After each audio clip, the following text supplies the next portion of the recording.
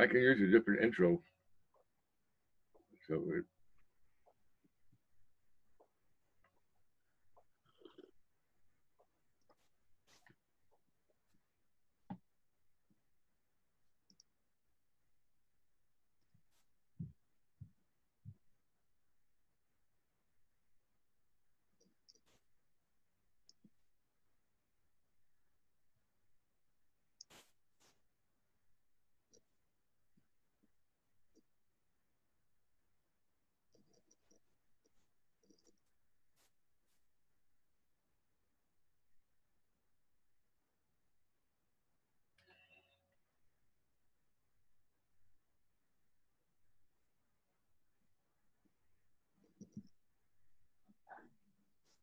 and welcome, folks, to Truth versus News here on December 2nd.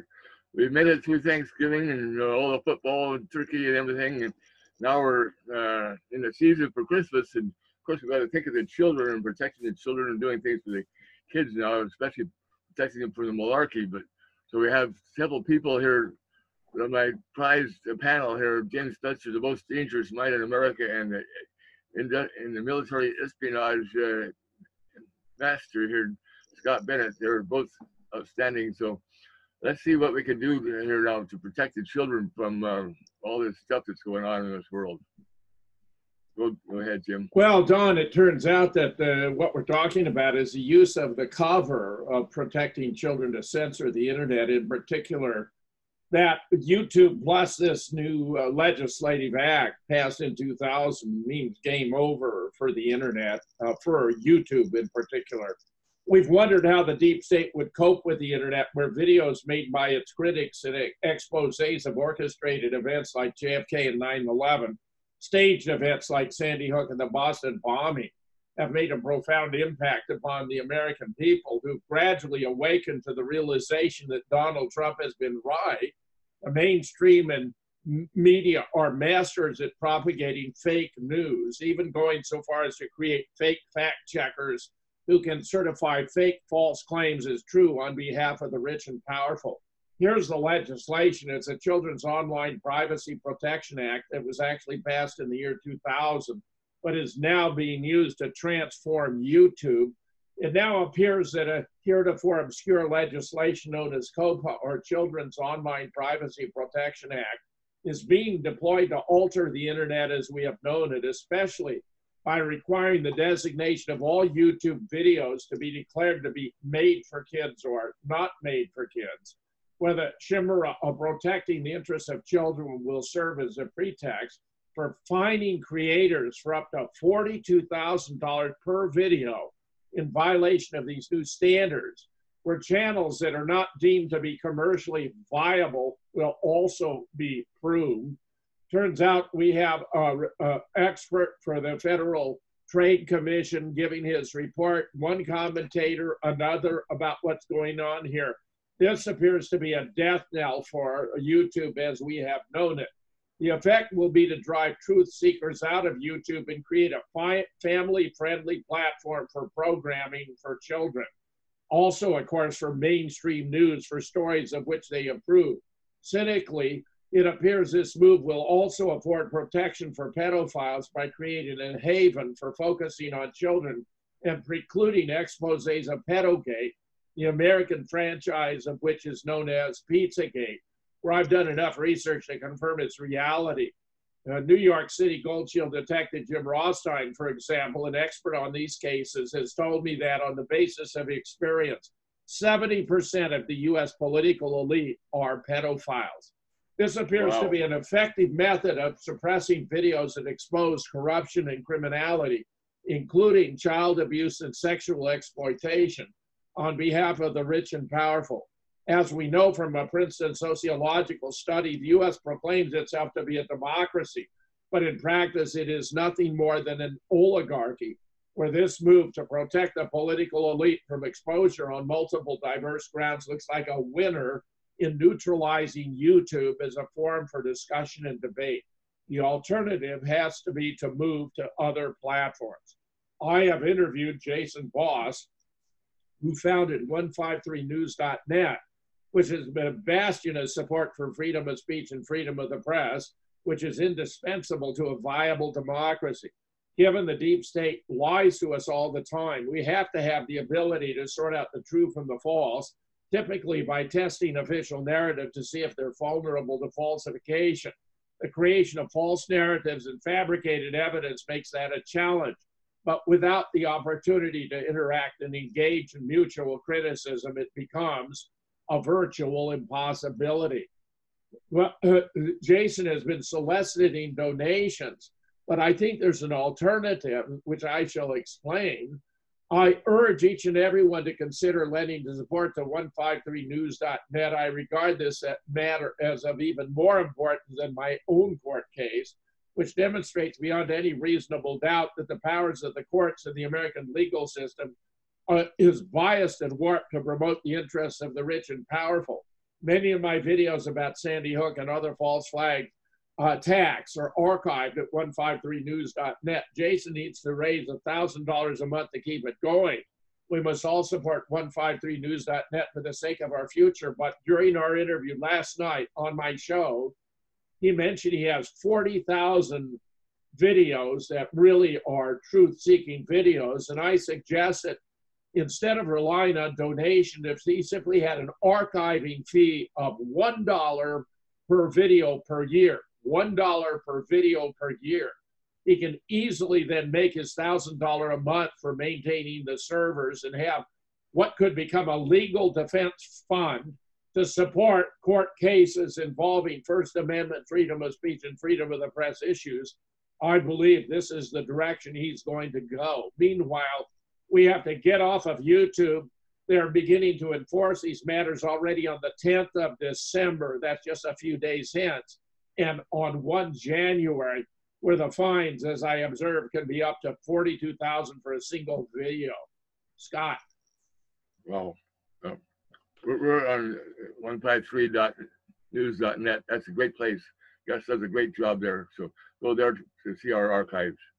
Well, we've seen this coming for a while. We've seen this in YouTube and Facebook and Twitter coordinating their information restrictions. My page was taken down from YouTube and from Facebook. It was suspended, and Twitter has suspended my account, all in relation to the false flag shootings of Sandy Hook and your revelations of that, Jim, and or the New Zealand shooting, which we exposed. And that makes it an aiding and abetting and a conspiracy to conceal a crime that Facebook and YouTube and Twitter should be identified in a court of law and at least fought along those levels. And that's you know, the logical step in the progression of this.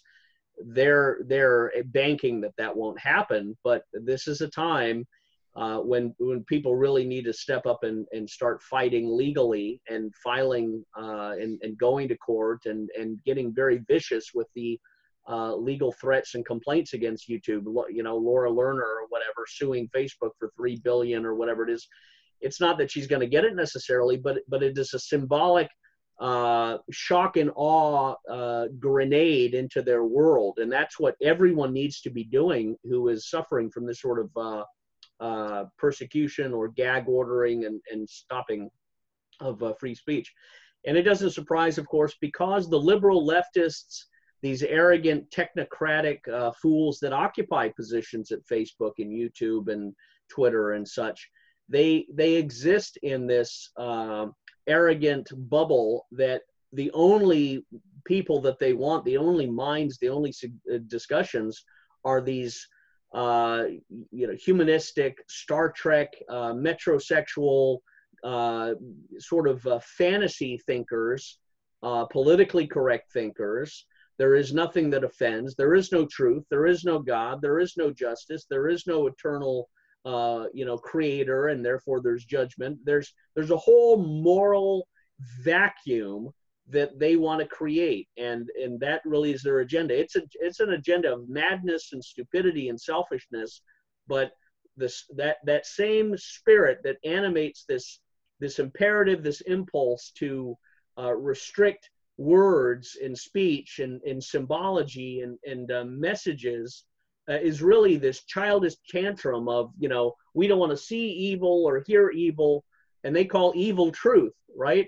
And the Bible says, woe unto you who call evil good and good evil. I think this is a prime example of that.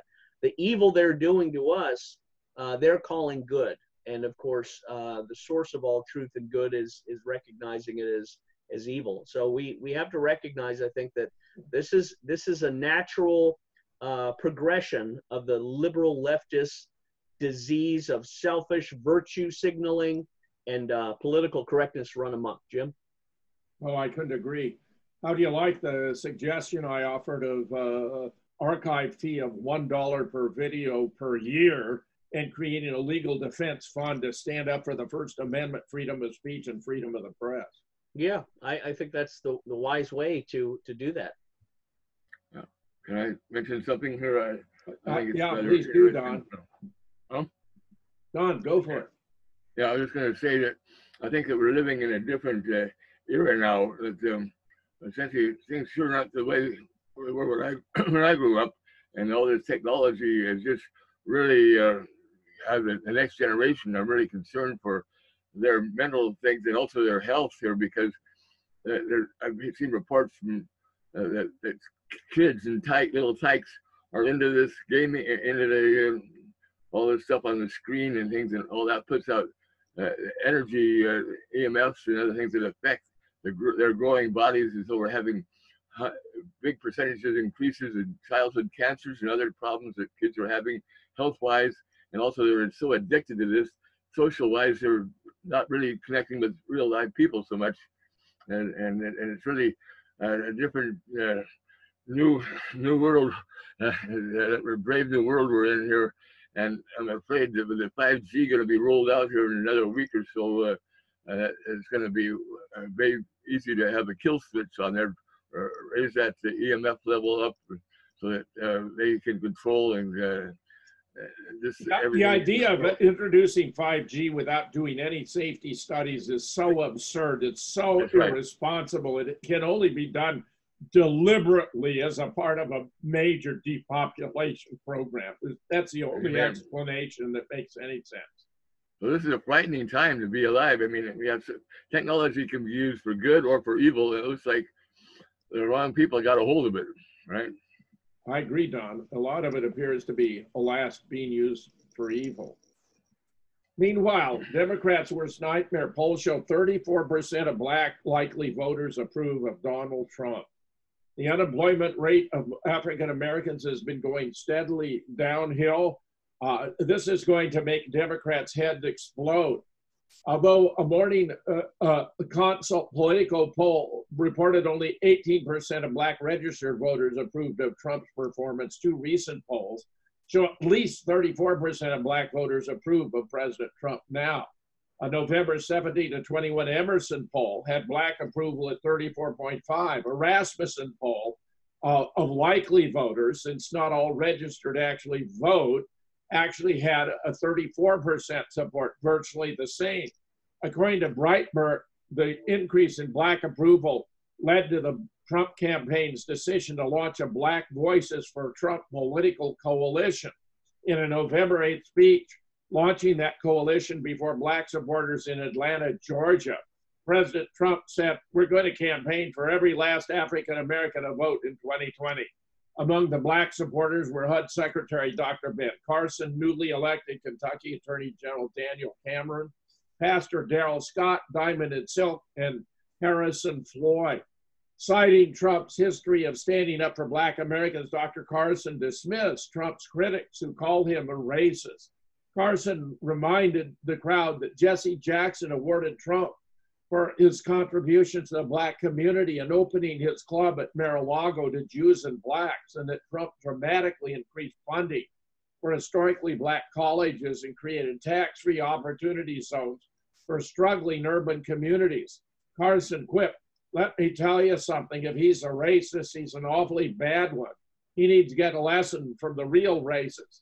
Remember, too, in 1986, Trump received the Ellis Island Award for Patriotism, Tolerance, Brotherhood, and Diversity in the company of Rosa Parks and Muhammad Ali, which could hardly be better. The man has been tarnished as a racist, but there's no evidence to support it. It's clearly political propaganda. Trump said Democrats have taken the black vote for granted and urged blacks to wake up to the Democratic Party's record of suffering and neglect.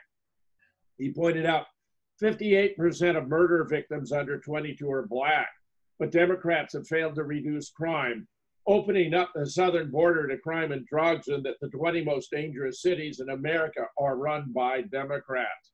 I'd point out, by the way, the southern border business, I think, is very disadvantageous to blacks because these migrants are taking up the lowest paying jobs which blacks have been able to handle and to benefit themselves. So the Democrats are really introducing programs that are destructive to the well-being of their black supporters. Trump asked the crowd, what do you prefer, blacks for Trump or African Americans for Trump? The roared back, blacks for Trump, blacks for Trump, blacks for Trump, blacks for Trump. Recall that in the 2008 election, Americans, 96% of African Americans voted for Obama, but during his presidency, the jobless rate for blacks reached the highest level since 1984 at 16.7 in August of 2011. Black men had it the worst, with the jobless at a staggering 19.1 compared to 14.5 for black women. Under the Trump administration, however, black unemployment has dropped to a record low of 5.5 in August of 2019. Rob Smith, a black, openly gay Iraq war veteran and conservative Republican, wrote, black unemployment is at an historic low. In Detroit, for example, the unemployment rate is so low, employers are taking a softer stance toward hiring ex-convicts than they had in the past. I think Democrats use identity politics to keep people in line. Smoot said he wishes the Democratic Party, which claims to be the champion of minorities, would spend as much time helping the black community as they do attacking Trump. In 2016, Trump got 8%, or 1.2 million black votes. Imagine what 2020 would be like if 34% of blacks voted for Trump. That's 4 times as many. So that would be nearly 5 million black votes for Trump, a stunning number. Scott, if you're able to join us. Well, you know, the black card is very interesting. The GOP has always failed to reach out to that audience. I remember when I worked at the Republican National Committee in Washington, and it's a standard thing that they always missed, and I was always baffled by it. But Trump is an outsider, of course. He's an independent conservative Republican, and that's how he always brands himself, not as a GOP person. The GOP in California is responsible for California's downfall. So Trump always needs to remind and title and brand himself as an independent conservative Republican, but an independent conservative constitutionalist. He needs to morph the Republican identity into more of the conservative core constitutional aspect, because there's a lot of poison and perversion and leprosy in the Republican Party that needs to be cut off and shipped back to the Democrat light side. But blacks are a very easy win for Trump. He needs to design, of course, a commercial, a information operation where you have the dark black Ebonic speaking, you know, yo, I just want a job and I want a man who's going to do it, you know, and then you've got the cocoa, half white, half black personality from the Caribbean sort of bloodlines that has a more eloquent, sophisticated, educated script.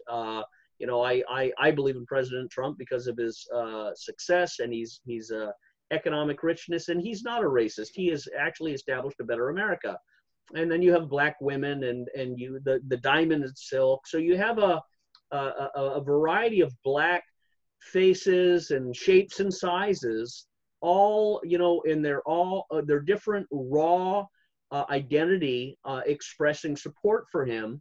And blacks are, you know, a mixed bag. I mean, the black on black violence and crime is very significant. That's where a lot of it comes. But they are also a very conservative people. We study this at Heritage. They are conservative in their deep family issues. They've been devastated by the liberal leftist Democrats, the destruction of the black family. Patrick Moynihan did that in the 60s. So the blacks are instinctively conservative to a degree, but they need to be communicated to very directly and bluntly and with firmness and strength. That's what they understand and respond to. And Trump has that. So when he goes right at them and says, hey, I'm just going to say this to Black America. I've made the world better for you, and I'm going to continue to make it better for you. Do not believe the Democrat lies that you're a victim or that you're a slave on a plantation or that you need welfare and all this garbage. I'm not letting that happen. I'm raising up the Black people in America like I did at Mar-a-Lago, like I did elsewhere, and I can just do the best I can. But I need you to help me. And he can do the same for Mexicans and all the rest of that. But for the Blacks, it's significant because you're not necessarily looking to win all of them. You're going to look to win some, but you're looking to terrorize the Democrat, white, liberal, white bread voters that are in Michigan and all of these New York, Hollywood areas that really look at the Blacks like a bunch of knuckle-dragging troglodytes who can't spell cat and are good for nothing but checking the vote. The whole Jewish vote looks at Blacks like that. The whole Jewish side of liberal leftist politics has made a career of victimizing the Blacks. So the information operation objective is to terrorize the white liberal leftist elites by saying, you know, the Blacks are coming in droves. There's cruise lines full of Blacks coming for Trump. The whole world is turned upside down. America is a new dawn. It's morning in America again for the Black family because of Donald Trump. You know, you do a Morning in America commercial again that specifically targets the Blacks, using Blacks with different Black voices, from the Ebonics thuggery with their pants down below their hips to the sophisticated Cocoa Black in the suit and tie, to, you know, every other size. You will terrorize the Democrats, and here's how they will respond. They will respond with a violence against the Blacks like Hillary did, saying, don't you get it? Are you just stupid? You're not supposed to vote that way. You should be asking why we're not 50 points ahead. You've got to do this. And the Blacks will see the new animated violence of the Democrats, and that will confirm their own instinct that they really are good for nothing than checking boxes. They really are as seen as slaves on the Democrat plantation. And this new vitriolic response that the Democrats will evoke as a result of Trump's commercial reaching and bringing the Blacks in will, in essence and effect, carve the Blacks away from the Democrats, not necessarily into the Republican column, but that's all you want to do. Peel them away from the Dems, bring a few into your column, and walk up and win a poker game. Go ahead, Jim. Well, when Sir Charles Barkley says the Democrats haven't done anything for Black Americans, that's a message, Scott. He's a man we all respect. He's a terrific guy. And when Sir Charles speaks, people listen. I think that the Democrats have taken Black Americans for granted for far too long. And it's only really by showing they're independent and they're looking for the best deal for the Black community can they really regain the political clout they're entitled to. Don. Yeah, real quickly, Trump, there's one thing good. That's he's able to communicate at a level with Joe Lunchbucket, all the people of all colors. They're the common man, and I think the common man can understand what he's saying and really can feel it. And I think that I think most people, even people in Afghanistan, the troops, other things, whenever to Afghanistan on Thanksgiving and other things, he cares and wants the common people to all boats rise with the tide, you know. And I think he wants to raise that level up. And people, I think, are agreeing with him. I don't think the Democrats have a chance. They're just full of malarkey. So. You know, Don, the simple truth is all politics is emotion, and Trump has whipped up emotions. We're very analytical here. We're very critical in our study of all these things. But the average American, when it comes to politics and votes, is just emotional, and they're very simple, and they just want the broad strokes. And that's what you confirm Trump does. He's emotional. He's a broad stroke kind of guy. And here it is. And that's it. Everybody goes, thank you. That's all I need to hear. And the end I'll put it this way. The week before the election, Trump will get up and say to the Black Americans, I'm telling you this, vote my way, and we will build you up. If you vote the Democrats, they're going to put you on a slave plantation, make you welfare whores, and ruin the black family like they did in the 1950s. That's your choice, and I hope you'll stand with me. And you'll see blacks go, okay, I'm going to go with him. It's that quick. It's that quick he can do it. And the Democrats wouldn't even see it coming. Yeah. Well said. Nice point, Scott. Meanwhile, Harris X poll shows that even Democrats' interest in the impeachment inquiry is dropping. Interest in the ongoing impeachment into President Trump appears to have dropped, especially among Democrats. The Harris X poll showed the Democratic voters paying close attention has dropped by 5% to 73% in the latest survey. The numbers on other voters are dropping as well. 59% said they're paying of independents said they're paying close attention. 64% of Republicans are paying attention. 65% say they're following the proceedings after remaining steady. It's 70 in the previous two polls. The latest survey was taken after State Department officials William Taylor and George Kent kicked off the first public hearings earlier this month. Remember when they were asked what was the impeachable crime in the telephone conversation, and neither of them could answer. The silence was deafening. Meanwhile, Representative Tom Reed of New York stating he doesn't see any Republicans in the House moving towards supporting impeachment, but he does see Democratic members who are coming up potentially against impeachment in private conversation he's been having. I don't see the movement in any way on the Republican side. The movement I'm picking up is Democratic members coming up potentially against impeachment in private conversation. So I keep an eye out for that. Meanwhile, the new Marquette Law School poll finds shifts in Wisconsin public opinion, a crucial state. Remember, it was voters in rural counties in Pennsylvania, Ohio, Michigan, and Wisconsin that put Trump over by voting for him in the belief that he was the less likely of the two candidates to continue the wars in the Middle East, where they had many residents of their county who'd suffered casualties. This is a fascinating outcome. This is a highly reliable poll. Even as hearings that could lead to Trump's impeachment heat up, a new Marquette Law School poll finds consistent, sometimes modest shifts in public opinion away from support for impeachment and toward supporting Trump in next year's presidential election. He now holds small leads over each of the top four Democratic candidates in head-to-head matchups. But before the impeachment, they were leading, three of the four of them were leading him. So look how it is now. Biden and Trump, Trump 47, Biden 44. Trump Sanders, Trump 48, Sanders 45. Warren, Trump 48, Warren 43. Buttigieg, Trump 47, Buttigieg only 39. Meanwhile, there are 31 Democrats in red states who run the risk of losing their seats if they vote for this sham impeachment. These were ones that picked up during the midterm, and I think it's highly probable that they would go down. Particularly, there's so many factors running in Trump's favor at this point in time. Scott, your thoughts? Scott? Well, I think what we're going to see is an increasing revelation that all of these impeachment propaganda circling the wagons, smoke and mirrors, the magic show of Schiff, his googling eyes, fear, all of this is going to blow back on them. This is a Pandora's box. They picked a fight with someone who loves to fight.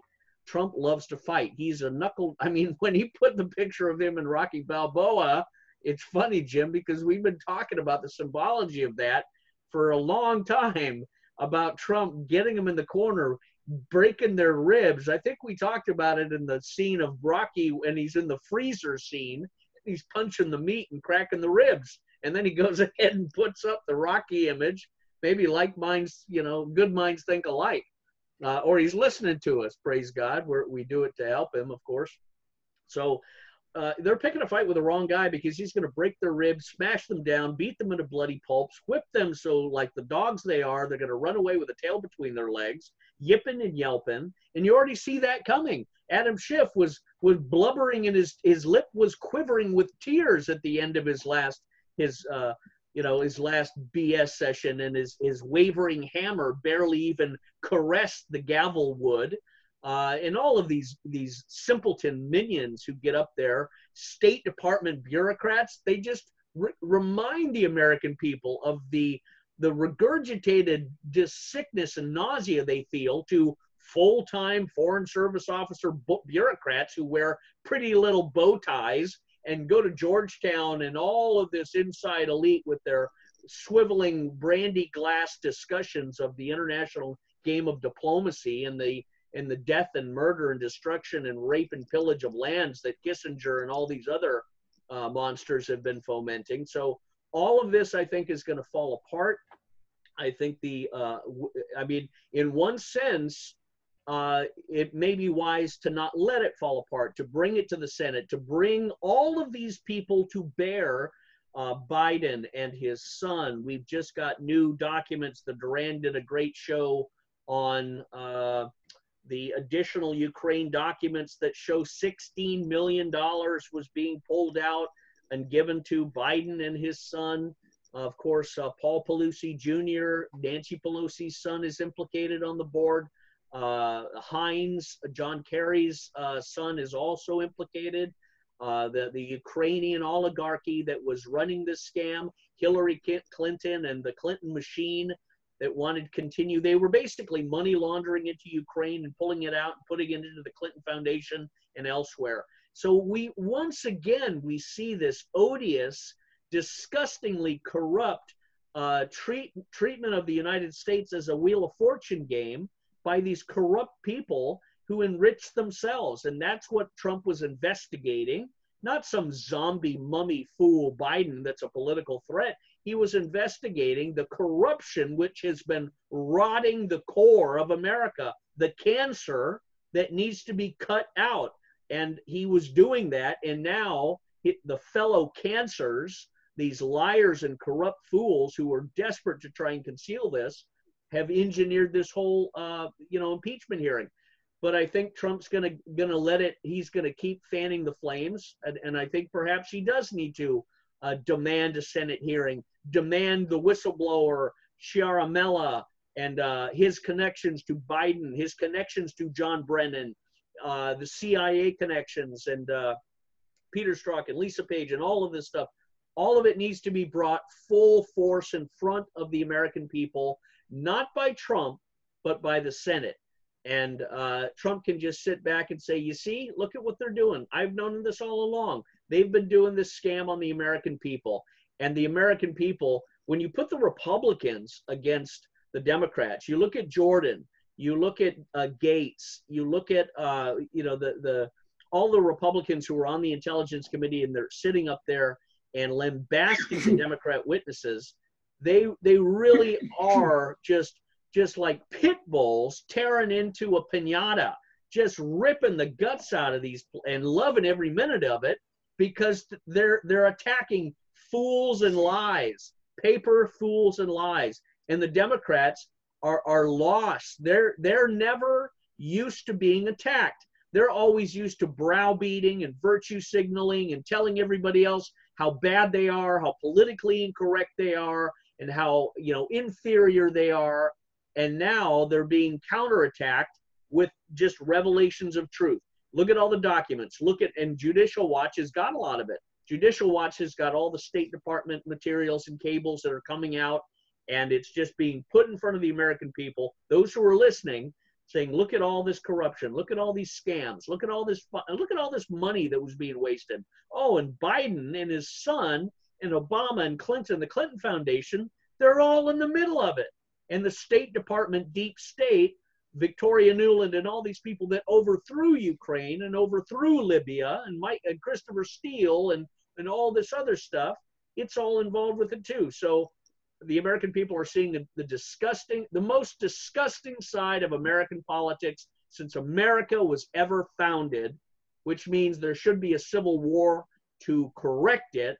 Violent or pacifist, we'll see, but there needs to be a civil war in this country to overthrow this, not just tolerate it, not raise the peace flag, not let them quietly sulk away. These people need to be hung by the neck or thrown in jail for significant terms so that it sends a message that Trump's been saying he's claiming this will never happen to any president. This will never happen to America again. Jim? It is, I agree, the greatest political scandal in American history by far. Get this. The 2020 Democratic frontrunners are historically unpopular to add to their other problems. The favorable, unfavorable ratings of the three 2020 leading Democratic candidates, all three are underwater. It's virtually unprecedented. Former Vice President Joe Biden is upside down by a single point, 43.4 favorable to 44.3 unfavorable. Elizabeth Warren upside down by a half, 39.8 favorable to 40.2 unfavorable. Bernie Sanders, 2 points, 43.6 favorable to 45.2 unfavorable. Other than Hillary down 9, Jeb Bush down 20, Trump in 2016 down 26, Newt Gingrich in 2012, 15. It's unprecedented. In 2000, for example, George W. Bush was up by 33 points. In 2008, Barack Obama by 20, John McCain by 15, John Edwards 13, even Rudy up by 12. Even Al Gore in 2000 was up by 4 points. Even during her first failed run in 2008, Hillary was up by 2, as was the hapless Mitt Romney in 2012. The number most surprising here is Biden. Even though he was Obama's vice president, Obama left office with approval ratings in the 60s. Biden is still underwater. Report: Harris's aides believe Gabbard attacks hurt the senator's White House bid. Well, I think that was the idea. Senator Harris began to hit the skids in her presidential bid after a biting attack by Tulsi Gabbard during the first Democratic attack.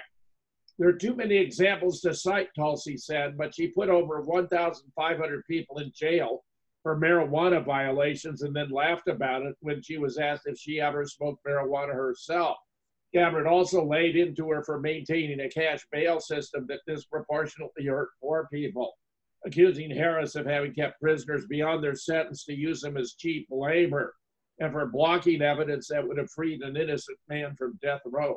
The bottom line is, Senator Harris, when you are in a position to make a difference and impact in these people's lives, you did not. On a conference call after the debate, several of Harris's donors were alarmed and urged the campaign to strike back at Gabbard more aggressively. And her advisors were frustrated at Harris's perceived inability to carry a message beyond the initial script. Meanwhile, Michael Bloomberg has joined the 2020 Democratic field. How anyone can think that a rich white guy from New York City can depose a rich white guy from New York City is anyone's guess. Elizabeth Warren has finally found a 2020 Democrat she can attack in Michael Bloomberg. Elizabeth Warren, who has spent much of the election staying clear of directly attacking political opponents while railing against systematic corruption, now has a new reality. A 77-year-old rich guy worth $54 billion has bulldozed into the Democratic primary. And Bernie Sanders, whose crusade against the billionaire class has become as ubiquitous as the finger wave that accompanies it, now has another reason to chomp at the bit. Scott, I don't think they've got any salvation coming from this direction. Well, they don't. They picked the wrong fight with Tulsi Gabbard, a beautiful woman, a military veteran, someone that you and I have instinctively said Donald Trump would win the election hands down, I think, if he made her his vice president. Of course, she does have some flaws and some, some liberal standings that I don't particularly like. But in a political reality sense, she's the best Democrat you could ever want. She's not angry. She's not viciously, lesbian or identity politics or gay rights or rabid environmentalism or that sort of thing. She's sort of balanced and moderate that the military has given her, and her family has been more conservative, and she's from Hawaii. Hawaii, of course, is a tribal society. The Hawaiians, are a different people. They're not what you see in the liberal leftist populations of New York or Hollywood. But to attack Tulsi Gabbard is foolishness, because I think Tulsi Gabbard will always appear to be the best, and all moderate Democrats would choose her over the hostility which animates Harris and Warren and Buttgage or Buttigieg or whatever his gay leather wearing identity is. I think the entire Democrat Party is coming apart into this vicious. I mean, the other thing that just disgusts me is their environmental hysteria. They are constantly playing this card. The environment's going to end. The world's going to melt. All the ice caps are going to go. The penguins are going to come down into your swimming pools, and the whole world's going to fall apart unless you vote for us. And then somehow we're going to wave the magic policy wand, and all these things are going to be reversed. Everybody's going to be happy.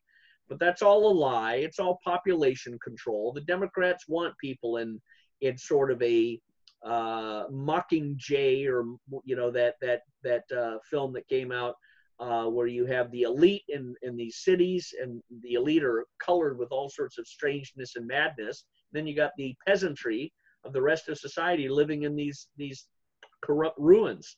So that's what the Democrat agenda is. But Tulsi Gabbard represents something outside of that, and that's why she could, of course, depart the Democrat Party and go into the Republican, either as a vice president candidate or perhaps as a replacement for Nikki Haley or some other high-level position. I think Tulsi Gabbard is a very key person for Trump to utilize. Jim? She has a wonderful manner and presence. I mean, intelligence, confidence, integrity. I'm just so impressed with Tulsi Gabbard, and she would be sensational on the ticket with Trump. Absolutely unbeatable combination. Meanwhile, Tucker has uncovered signs that Michelle Obama could be the Democrat secret 2020 nominee in a brilliant strategic move. Tucker Carlson believes one of the only people who could bring Democrats together as a crowded primary field heads toward the 2020 nomination is someone who isn't even running yet. Carlson speculated on his Tucker Carlson Tonight, I watched the show, about many telling puzzle pieces lining up that could lead the former First Lady Michelle Obama as the 2020 contender. Despite her previous contention, she has no plans to run for president. A Fox News host noted the addition of former New York City Mayor Michael Bloomberg to the claustrophobic Democratic presidential race, but predicted the billionaire would not be able to buy the position because he's too old, too rich, too pale for the modern Democratic Party. Carlson told viewers, however, there still could be some surprises on the way for Democrats. If you're wondering who the Democratic nominee will be, don't bet against Michelle Obama, he said. Point to signs that her claims of ruling out a presidential run might simply not be true. David Axelrod, one of the Obama's closest, most loyal advisors, has been waging a scorched earth campaign against Joe Biden for months. Carlson noted as an example, the goal is presumably to weaken Obama's former vice president, who is the apparent front runner. Carlson noted that Biden has taken big hits from Axelrod, and there's no chance that would be allowed without the consent of the Obamas. Not only has Obama refused to endorse Biden, he tried to stop Biden from running in the first place. Carlson added that it's sad to watch a Democrat make excuses for why his good friend has not endorsed him. If Obama had endorsed Joe Biden, the race would be over. Biden would, in effect, be the nominee already, Carlson contended, suggesting perhaps the former president hasn't endorsed Biden because he has other plans. Here's an earlier story from April 25th, 2019. It's a key question many people are asking. What's up? Barack Obama has so far withheld his endorsement of Joe Biden for the Democratic nomination for the 2020 presidential election, even after Biden officially launched his candidacy. And I think the explanation is apparent that Tucker's got it right. Here's an earlier report from The Hill, by the way back in 2017. Michelle Obama outshines all Democratic prospects for 2020. It cannot be overstated how eagerly the Democrats want to take back the White House in 2020. The Democrats face many obstacles in this effort, but the greatest threat is the fierce internal divisions within the party. Two of the leading prospective presidential candidates, Kamala Harris and Elizabeth Warren, have begun national fundraising. Former Vice President Joe Biden has been busy building a national email list. Representative John Delaney has already announced his candidacy, long since out of the race. But is there a catch? Are there any hazards with Michelle? Well, it's rather startling when you look into it, because Michelle Obama was born Michael Robinson. He played football for Oregon State. He adopted a female persona when he transferred to Princeton and began calling himself Michelle. Here's Michelle's doctor going on record. I know what I saw. Dr. Rafael Espinoza, who was entrusted with former First Lady Michelle Obama's care during the 2008 presidential election, is speaking out about something he feels the public needs a definitive answer on. With all the talk about Mrs. Obama, what's being a man, Espinoza felt he couldn't keep his mouth shut any longer. I know what I saw. Michelle Obama is not a woman who used to be a man. Michelle Obama is just a man with breast implants and a huge shaving bill. On the campaign trail, no medical staff were allowed to go near her other than to take vitals if she got sick, which she never did. I know what I know because I walked in on her or him when he was taking a leak standing up in a bathroom in Trenton. They paid me millions for my science, but after seeing what they did to this country, I can't keep quiet any longer. Let them sue me. And I've many times observed that Michelle Obama has a package that most women do not have. We also know that since two men cannot have children, they came from other origins. The parents of them have been identified. They are not named Michelle and Barack. This is a former physician to Michelle who lent them her children. Notice the older girl looks just like her father, the younger just like her mother. If you want further proof, look at the cost of looking good. Earrings, $2, makeup, $60, tattoo, $150, boob job, $6,000. Forgetting to tuck in your nuts, priceless. Yeah, right down there on the left. I think Michelle's going to have a hard road to hoe. If the American people want to vote for a man with breast implants, so be it. But the people deserve to know the truth. Scott, that's your right. thoughts?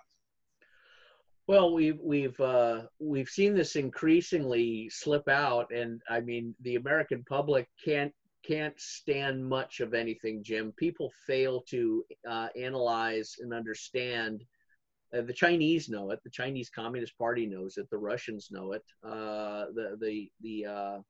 The enemies know it, but the Chinese know it better because the Chinese are fomenting biological warfare against the United States through fentanyl and other drugs. The Chinese are promoting in their Communist Manifesto the disintegration of the family, the advancement of homosexuality, the disintegration of traditional values, the uglifying of art and culture. That is a Chinese communist objective, to disintegrate and weaken America. And this is all part of that. This is all part of the fruit of that. That's why the Democrats and the Chinese have been pushing this agenda.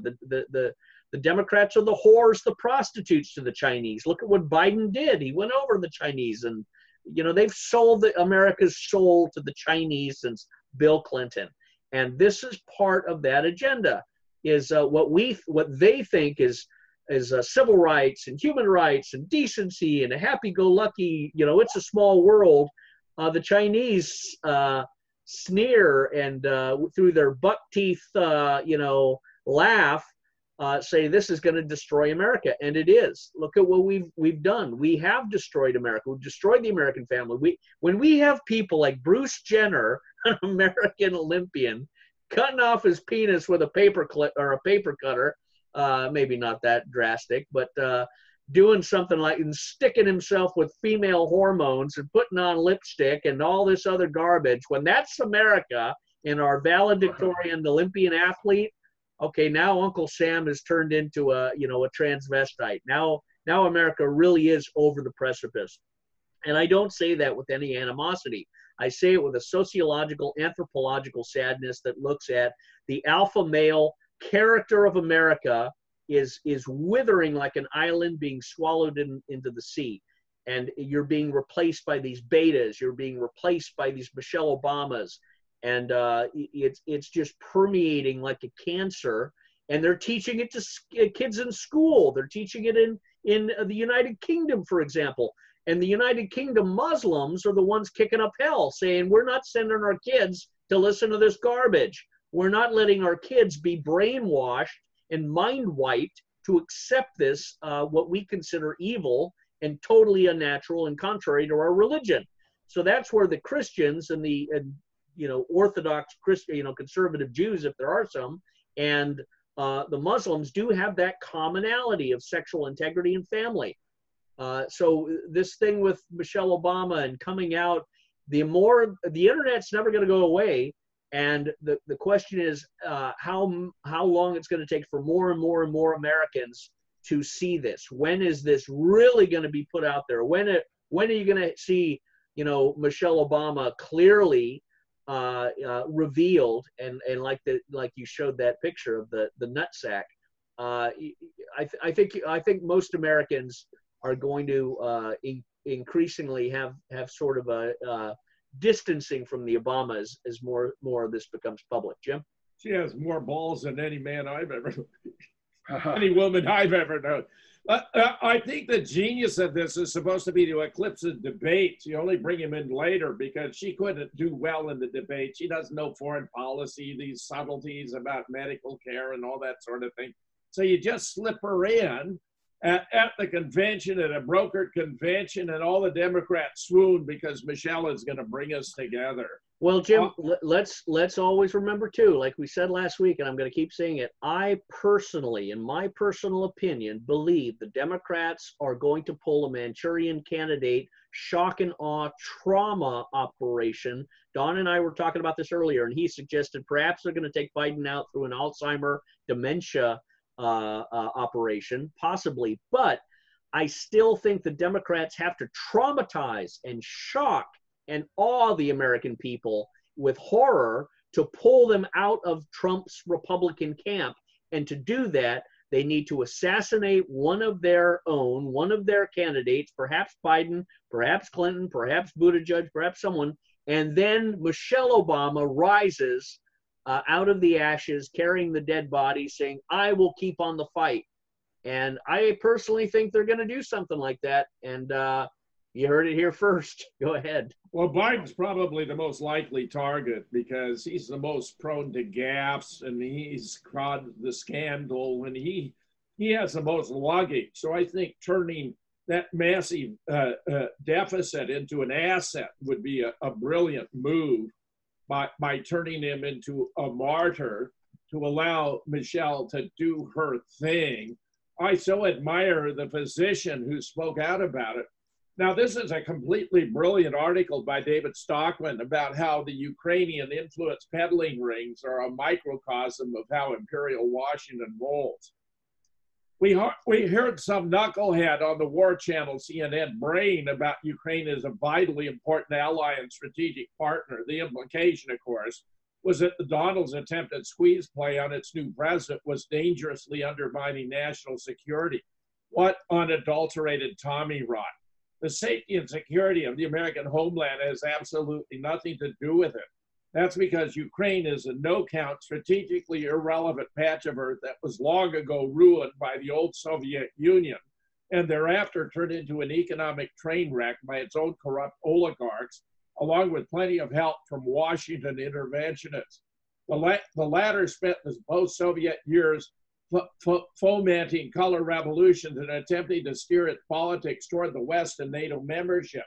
But when the Ukrainian people re-elected a pro-Russian president in 2010, in all efforts to bribe and bully him westward failed, Washington instigated, funded, and instantaneously recognized an illegal push on the streets of Kiev in February 2014 that was run by Victoria Nuland using $5 billion of taxpayers' money. That blatant, unprovoked assault on a sovereign nation in turn set in motion a destructive civil war internally, a dangerous and utterly unnecessary politico-military confrontation with Russia on its own doorstep, and now an hysterical campaign by the House Dems and their deep state allies to impeach a duly elected American president for the sin of wading into the very cesspool of corruption that the Washington establishment itself foisted upon this hapless $150 billion sliver of a failed state and crippled economy. The latest dispatch from the Wall Street Journal on the stench wafting westward from Kiev reveals more about the rotten foundation of Ukraine Gate than its authors probably understood.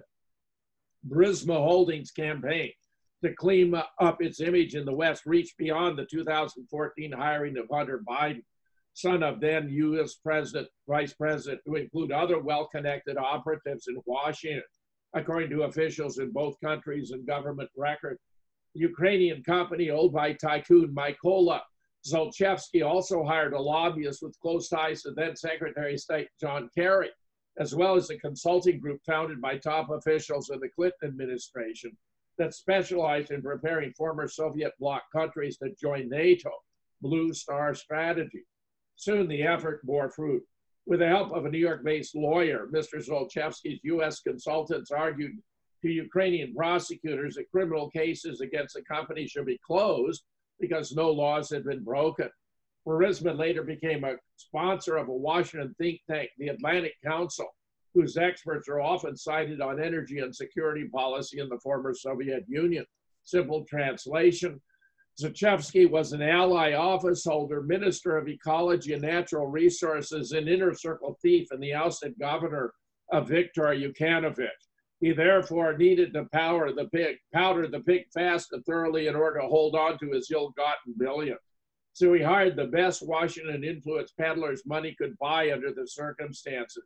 First up was Hunter Biden because his old man was running point on what amounted to the puppet government Washington had installed in Kiev, and Devon Archer because he was a former bundler for former Senator and then Secretary of State John Kerry.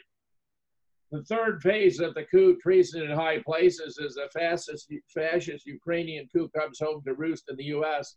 A brilliant piece about exactly what's been going on. Notice the photograph. Barack Obama greets future whistleblower Eric Caramella at the White House. This is from LaRouche, very good. Former UN weapons inspector Scott Ritter, who along with Lyndon LaRouche has exposed the Iraqi weapons of mass destruction hoax before Bush Cheney's 2003 invasion, has now performed another great service for the country and the world at another moment of maximum crisis. In a lengthy article posted yesterday at Consortium News, Ritter presented a deeply sourced picture of who the so-called whistleblower really is, named who has now triggered impeachment proceedings against the President of the United States.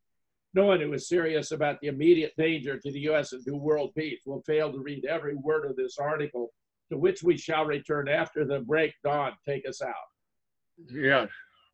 I'll just say real quickly that this is Truth versus News for December 2nd. As we're getting close to the end of the year and things are changing real fast. So, and I will say that right now that truth is being politicized and all is lost, it looks like. So we have real situations. So this is the first hour. Come on back to the second hour. Thank you so much for watching, folks. Adios for now. See you in a minute. Okay.